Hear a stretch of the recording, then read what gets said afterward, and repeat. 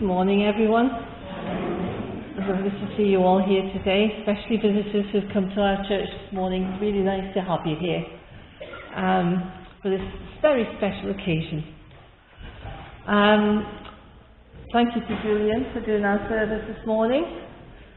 And we have a few notices. I'd like to draw your attention to the notice which I've put in the vestibule just about the new COVID arrangements that we discussed at Elders on Monday. Track and trace is no longer required. Use hand sanitizer when you come in.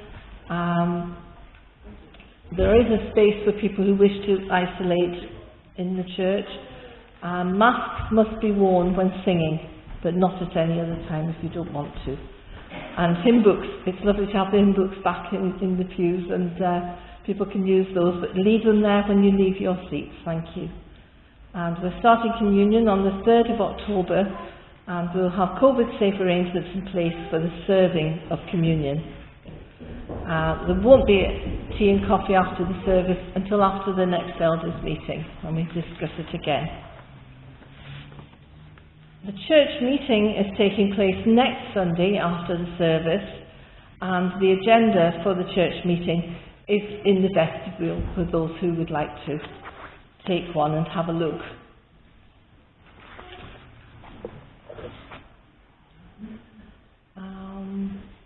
Lunchtime concert is on the 22nd of September, 12:30, and tickets are available from Ken and Julian. We still need someone to sign up for Christian Aid Collectors on the 18th of September, and there's a notice in the vestibule for anyone who would be happy to sign up to do 1 hour of collecting on that day. As a lot of you know, today is the Great North Run, and we have a few people in the congregation who are doing that today, including Karen Jackson and the Vermas family. And the children did their run yesterday, the 3-mile run yesterday, and Julie will be doing it now. And they're doing it for St Oswald's Hospice. So if anyone would like to sponsor them, Julie would very much appreciate that. That's all the notices for this morning. Thank you.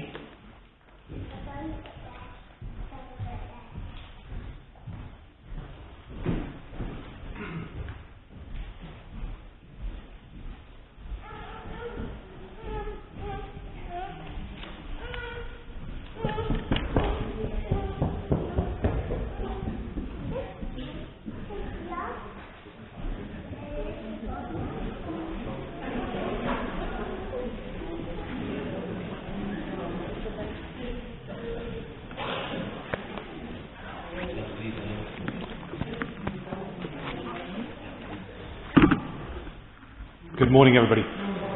Very welcome to you all this morning for this act of worship where we celebrate the baptism of Alexander. It's a joyous day, and it's great to be here to share it all with you. We want you to be as comfortable as possible, so we are wanting you to take the lifting of the restrictions as slowly or as quickly as you feel comfortable. So please, if you want to remove your masks while you're seated, please do so. But when we come to sing the hymns, I'd ask that everybody put their masks on if they want to sing, just to help in keeping any risks down in the worship area. Next week is the church meeting, as Morag said. We're hoping to welcome into membership here a number of new members, and there'll be an evening tomorrow night here at the church at 7:30. If anybody would like or is thinking about becoming a member, no commitment, but if they want to see what that involves or to explore that a little bit further, then pop along to the church tomorrow night at 7:30 and have a chat with me and the others as we explore what it means to be a member at the church. Also, at the church meeting, we'll be confirming who our elders are for the next 12 months, who are our standing elders, our serving elders. If there are any non-serving elders within the congregation who feel like they'd like to have a period of serving again and attending the elders' meetings, then please have a chat to me so that we can bring you back to the elders who are meeting at the moment and have you join with us. So let's get on with the service. Today's service, we're going to use some words from the Bible from the letter of James that talk about us controlling our tongues. For some of you that will be a subject very dear to your heart, I know. For others, it might not be so important. But one of the words that we want to start the service with come from what Jesus says about choosing a life of following Christ, a life that involves hardship and us to make sacrifices. Jesus says, "Whoever wants to be my disciple must deny themselves and take up their cross and follow me. For whoever wants to save their life will lose it, but whoever loses their life for me and for the gospel will save it." We'll be exploring those words and what James says about us controlling our tongues as we go through the service. I'm going to begin by singing though. So I'm going to invite you to stand with your masks on, if you wish. And we're going to sing number 72, hymn number 72 in the hymn books, "Now Thank We All Our God." In the blue hymn books, there's some in the pockets by the side of the chairs, or in the chairs in front of you. Number 72 in the hymn books, we're going to sing "Now Thank We All Our God."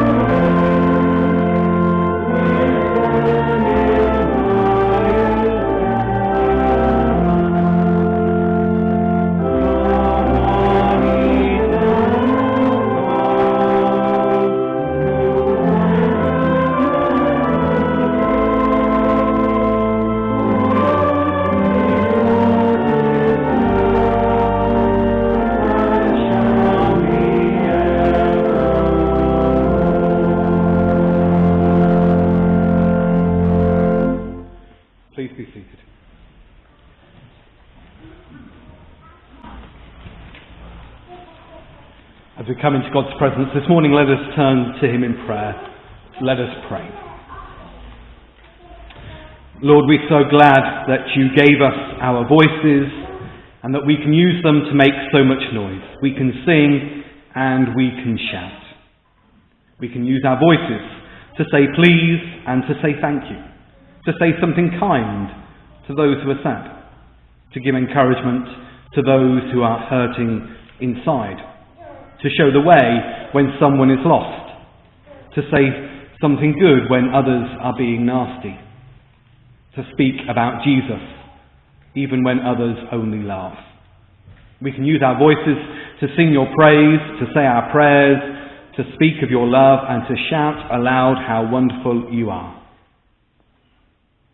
We can make sure our voices keep quiet instead of saying something unhurtful and unkind.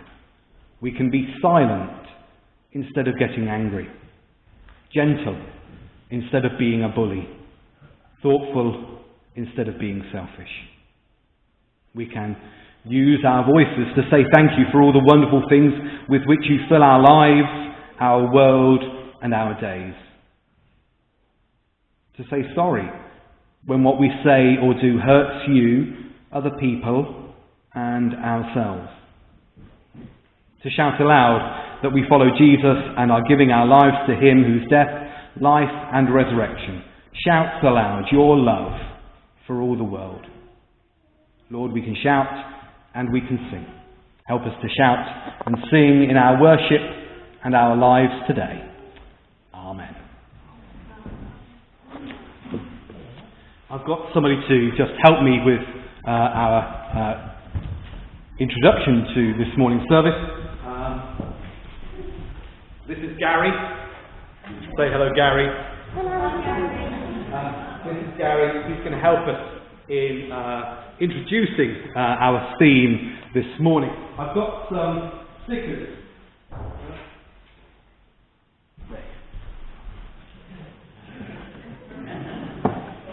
I knew they were around somewhere.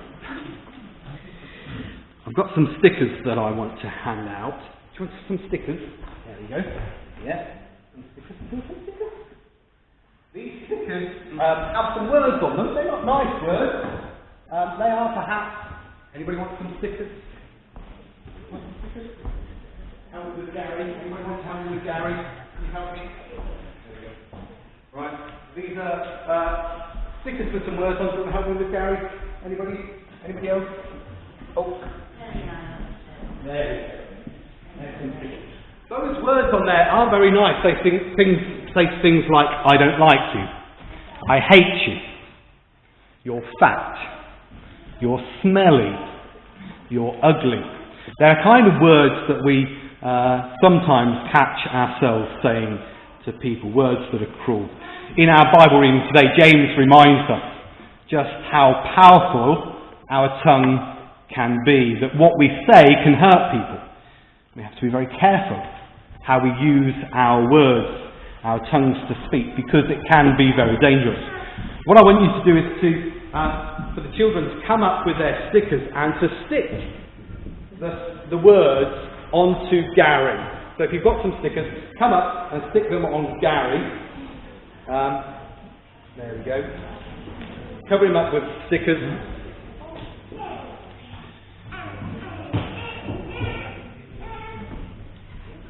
And I want you to think about things that you might have said to others that might have been cruel or might have hurt them.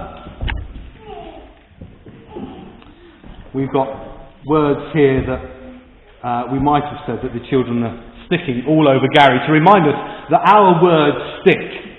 That when we say something cruel, it sticks. We might say, Gary here has got quite a few stickers on his head. And when we say something cruel to somebody, those words stick in our heads. If somebody says something cruel to us, those words stick in our heads. They don't go away, they stay there and work their way into us. Gary's also got some stickers on his heart, because sometimes when people say cruel words, it gets right to our heart. It hurts us. And we say, oh, that's hurtful what you said. That's really hurt me. And so poor old Gary here looks a bit like we feel sometimes when all these people have said hurtful things and cruel things. They stick. They stick with us in our heart, in our heads, and in our hearts. And Gary's a reminder of that. And James tells us that we have to be careful about what we say to each other when we're in community, because those words can't be taken back. Once they're spoken, they stick. But normally, we can't see the words that are spoken. Those stickers remind us that what we say hangs around. It can't just be wiped away. Cruel words can bring pain, can hurt other people. But kind words can bring tears of joy.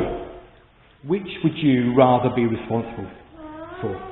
James asked us, would you rather say nice things or cruel things? It's as simple as that.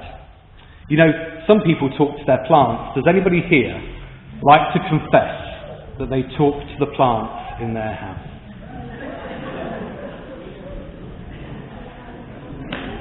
I think Prince Charles was a good one for talking to his plants, wasn't he? They do say that if you talk to your plants, they grow healthier, they grow better. Those who talk to their plants will no doubt agree to that and say, yes, when I talk to my plants, they do grow better. Others will think you're completely stupid. If talking nicely to our plants might encourage them to grow healthier, to grow better, just imagine what talking nicely to humans would do. If we talk nicely to people, imagine what effect our words might have on them. If anybody wants to come up and stick some more stickers, I've got some nice words. Do you want to come up and stick some stickers on? Things like that say thank you, and be my friend, and good job. There we go. And if we can put Gary on the floor again, if we can cover all those cruel words, with all those nice words, come on up and stick them on the stickers on Gary. A reminder that we can say nice things as well as cruel things. That it's a choice as to how we live our lives. That when we choose to follow Christ, when we choose to follow what it says in the Bible, it reminds us to think about the words we say. Because cruel words stick. They can hurt, they can hang around in our heads. But nice, kind words help communities to grow, help people to grow and to be healthy. And that's what we want for all of us. So once you've stuck your red stickers on, let's show everybody what Gary looks like. With all those nice things. There we go. Great, thank you. There we go. Those cruel words might still be there, but on top of that are all those nice positive words, those kind words that we might say to each other in hope that they too will stick and stay with people when we speak nicely to them. We're going to stand and sing again. We've got a hymn in the hymn books, 349, 349 in the hymn books. I heard the voice of Jesus say, as we listen to God, listen to what he tells us, and realise that the words that Jesus speaks to us are also words that might make us grow and to live healthy lives. 349, I heard the voice of Jesus say. Please put your masks on and sing along with us.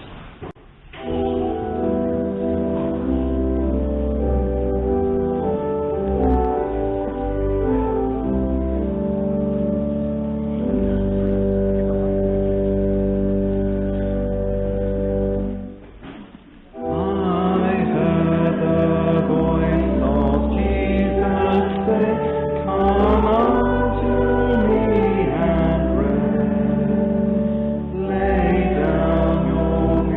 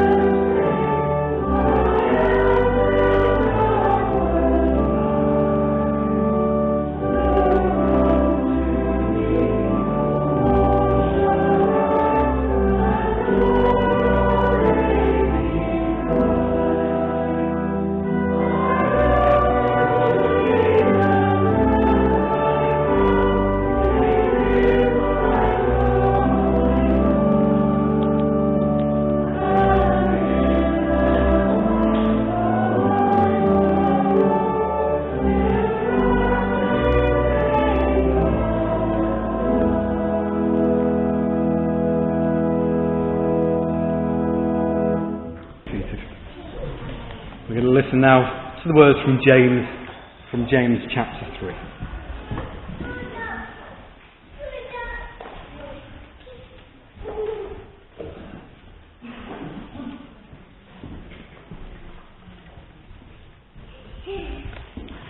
The reading is taken from James chapter 3, beginning to read at verse 1.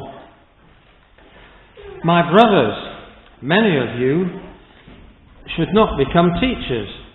As you know, we teachers will be judged with greater strictness than others. All of us often make mistakes. But if a person never makes a mistake in what he says, he is perfect and is also able to control his whole being.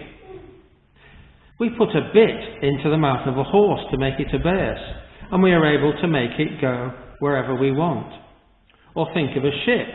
Big as it is, and driven by strong winds, it can be steered by a very small rudder, and it goes wherever the pilot wants it to go.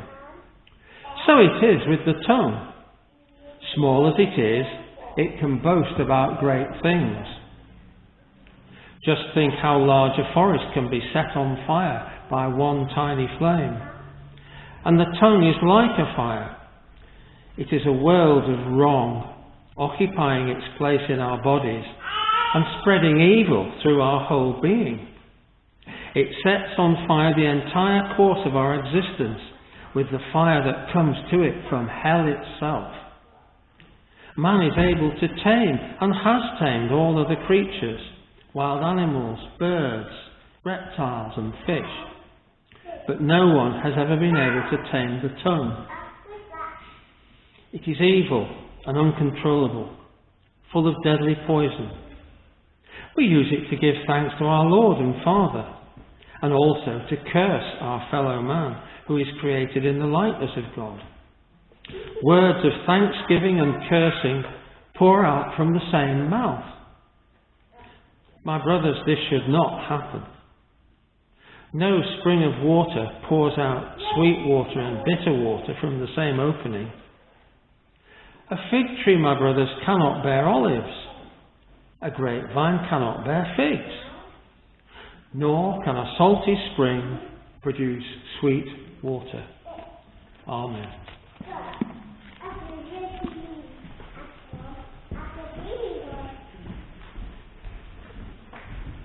Thank you, Andrew. There was a man who had been out drinking during the day, and as he was staggering home through the woods, he came upon a preacher who was baptizing people in the local river.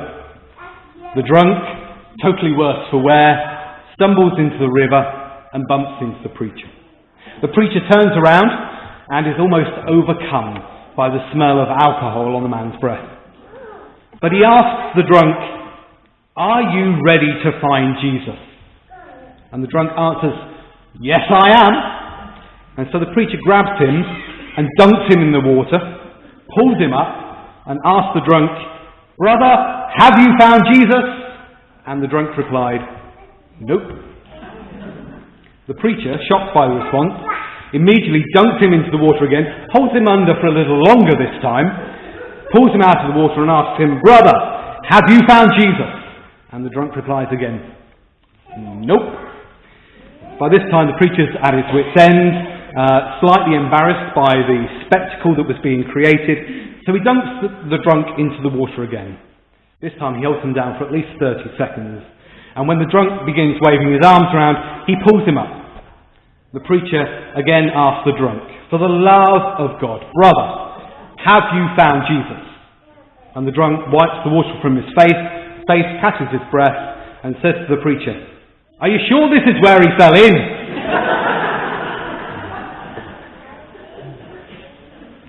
You know, some people come to me wanting their babies and their children to be baptized, thinking that baptizing their child will change them in some way, as if the act of baptism will in some way do something to change their child.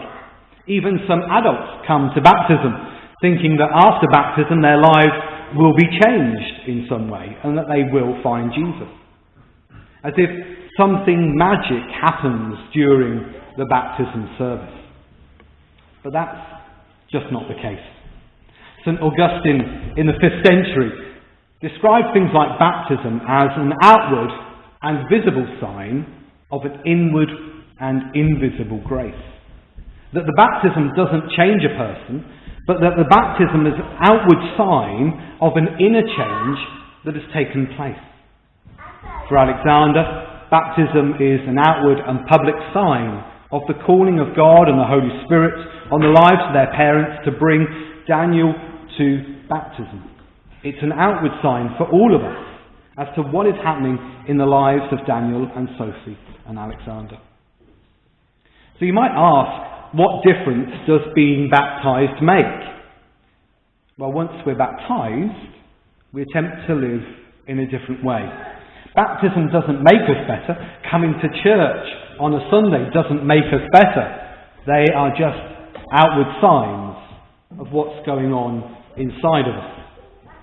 Baptism or coming to church are outward signs that inside us, perhaps we feel called by God to live a life that is better.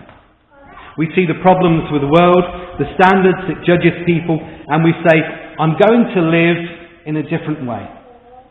That what we have experienced in the world, we've come to believe that Christianity has something different that will lead us to live a better life.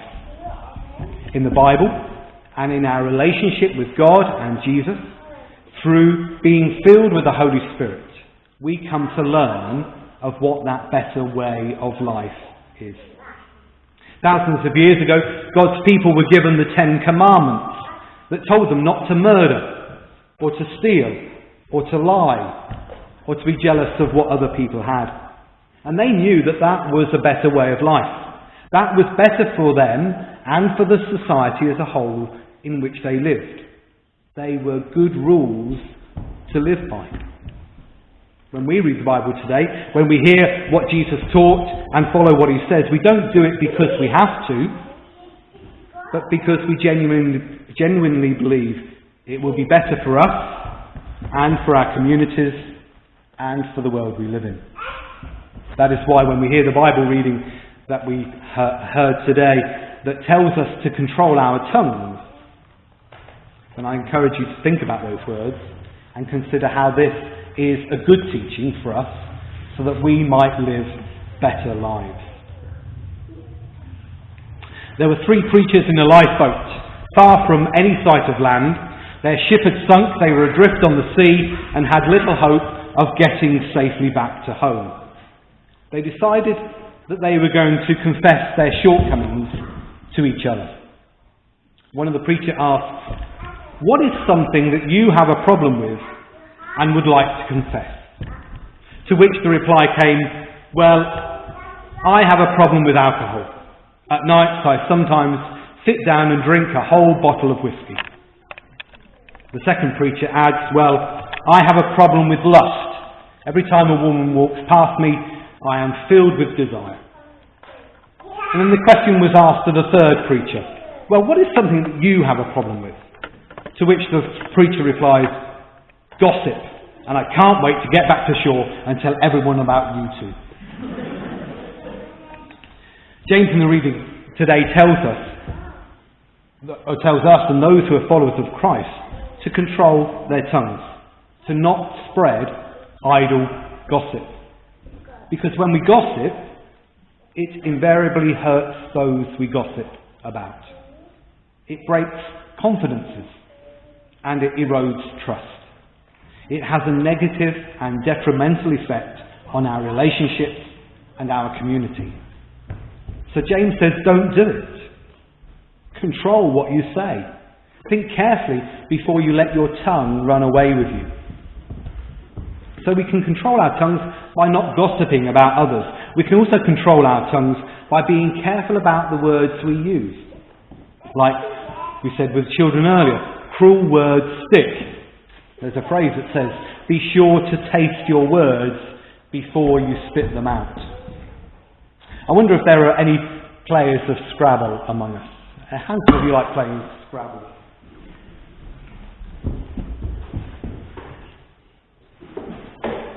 Got my Scrabble kit here this morning, And inside Scrabble, for those who don't know, you have a bag of letters, and you select the letters and you make words with them in order to score points. When you pull out the letters, you don't know which ones you're going to end up with. I usually end up with Z's and P's and Q's. We can't control the letters we get, but we can control the words we create with them. How we speak to each other and how we act towards one another are within our control. Like a game of Scrabble, the words you form come out of what you have in your bag. You control which words you lay on the board. If someone is rude to you, you can choose whether to answer with something cruel or by swearing at them, or you could choose to answer a gentle word. It's our choice whether we form words that are cruel or kind. So in our reading today from James, we hear some of the things James says about how we should behave as Christians. Not as a set of rules that we must follow or else, but because there's a better way that we can choose to behave that in the end benefits us all. Facebook and Twitter are prime examples that choosing cruel words ends up in a storm of even more cruel words being thrown around. We only have to watch the television or browse social media or listen to the radio, and it isn't long before we see that cruel words are being thrown around without a second thought for the impact that these words have. And that all it does is cause more cruel words to be thrown back again. If we can control what we say, if we can choose to control our tongue and not say cruel things, or even better to respond with something nice, then in the end, that is better for all. Following Christ, though, being a Christian, choosing that way of life is not easy. Jesus never said it would be. He was quite clear to those who followed him that it would be hard and they would have to suffer.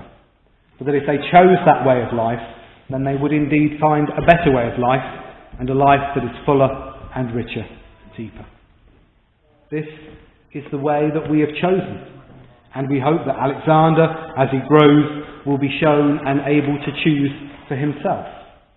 And so we ask God's blessing on them and on us, that we may encourage and support each other as we choose to live a better way, God's way. Amen. Let's sing again hymn number 321. Your words to me are life and health. Put strength into my soul. Hymn number 321.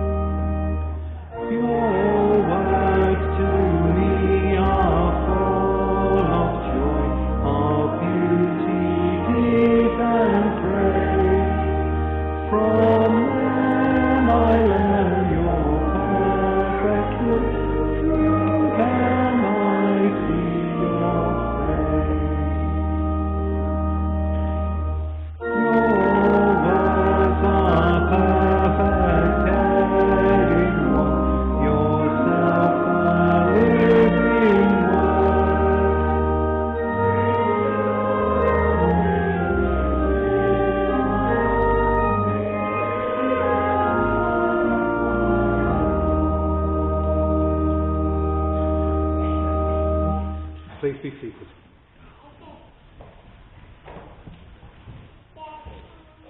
we've not managed yet to put a donation in the offering plate for the work of the church here, then there is a collection plate in the vestibule if you want to make a donation as you leave.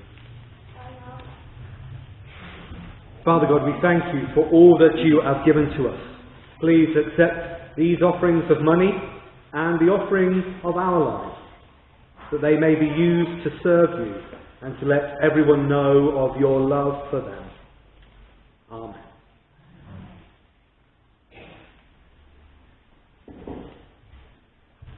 As we come to the end of our service, let us just gather together in prayer one last time as we pray for ourselves and for the world around us. Let's pray. Let us come before God in prayer as we respond to his call on our lives and bring to him our needs and concerns at this time. We thank you, God, this morning for the blessing of Alexander. And we thank you that his parents, Sophie and Daniel, have brought him here today for baptism. Be with them in their home and fill their lives with your love and support, so that they may grow together in love and help each other in times of need. We pray that we may all learn to think God's way and desire to do his will above everything else, that we may be ready to suffer if necessary and put ourselves out, and do that cheerfully, considering it a privilege. We pray that the craving to be most powerful may be transformed into a yearning for mutual respect and harmony, that wealth may not shout louder than right, and the whisper of truth may be heard above the clamour of expediency. We pray that within our homes and places of work we may practice self-discipline in all that we say and in the way it is said, using our mouths to speak wisely and positively, with love both in our hearts and our voices. We pray this morning that those whose bodies and spirits are heavy with suffering, that they may be given courage and hope, ease from their pain and healing into wholeness. We pray that we may know the best way to help them. We pray that those who have died in faith may rise to eternal life, so that we may so live on earth that we are all prepared for meeting you face to face in heaven. We pray that we rejoice in the perfect love and obedience of Jesus, and we may find his life transforming ours. Amen. Let us say together the words of the Lord's Prayer. Our Father, who art in heaven, hallowed be thy name. Thy kingdom come, thy will be done, on earth as it is in heaven. Give us this day our daily bread, and forgive us our trespasses, as we forgive those who trespass against us. And lead us not into temptation, but deliver us from evil. For thine is the kingdom, the power, and the glory, forever and ever. Amen. Our final hymn then this morning is hymn number 569. The Lord thy church on earth is seeking. Hymn number 569.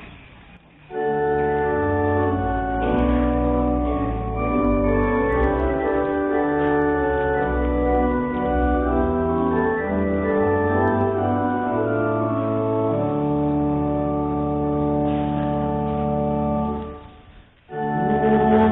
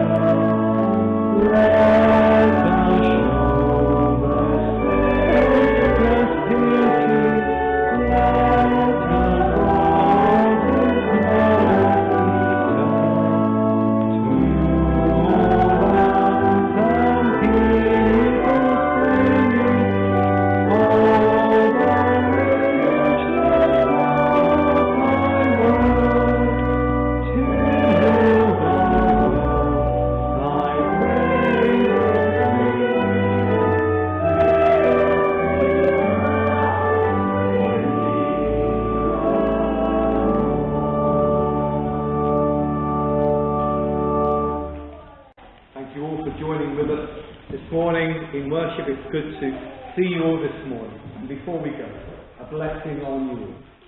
May the blessing of God Almighty, the Father, the Son, and the Holy Spirit be with you all this day and for all the days to come.